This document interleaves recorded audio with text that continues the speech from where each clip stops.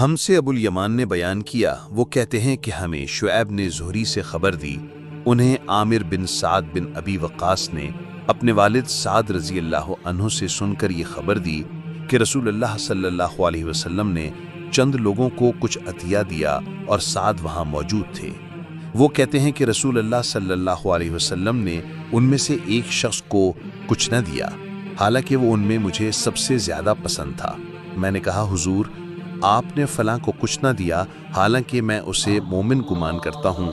آپ صلی اللہ علیہ وسلم نے فرمایا، مومن یا مسلمان؟ میں تھوڑی دیر چپ رہ کر پھر پہلی بات دہرانے لگا۔ حضور صلی اللہ علیہ وسلم نے بھی دوبارہ وہی جواب دیا۔